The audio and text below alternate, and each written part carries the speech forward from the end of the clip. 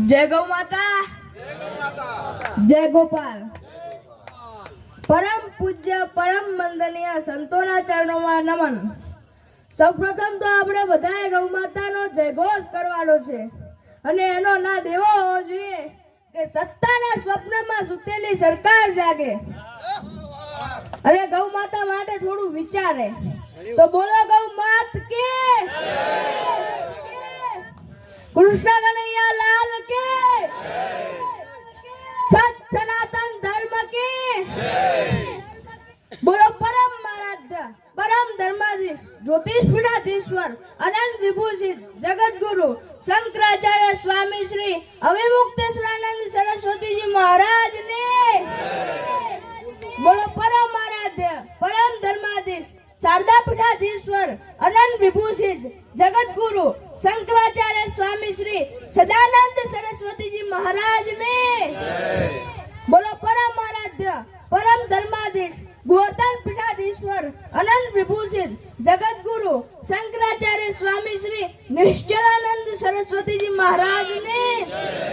बोलो परम आराध्य परम धर्माधीश श्रृंगेरी पीठाधीश्वर अनंत विभूषित जगत गुरु शंकराचार्य स्वामी श्री भारती तीर्थ जी महाराज ने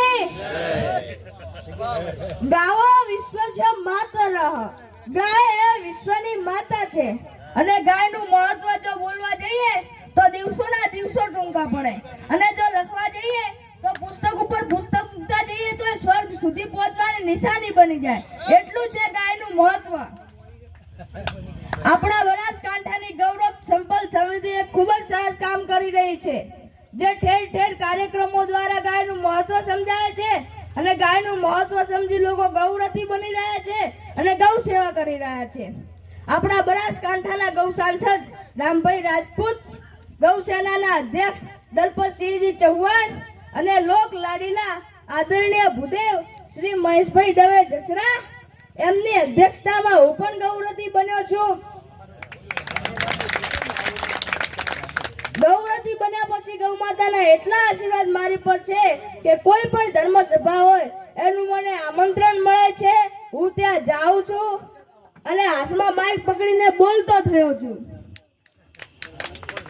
અને એનાથી પણ વિશેષ જ્યારે જસરામાં શારદા પીઠના પ્રવક્તા અને જ્યોતિષ પીઠના સચિવ શ્રી કિશોર શાસ્ત્રીજી મહારાજનો સત્કાર સમારંભ હતો ત્યાં હું મારી આવડત પ્રમાણે ગૌ માતા વિશે બોલ્યો અને મારો એ વિડિયો ભગવાન શંકરાચાર્ય સ્વામી શ્રી અવિમુક્તેશ્વરાનંદ સરસ્વતીજી મહારાજે જોયો અને તેઓ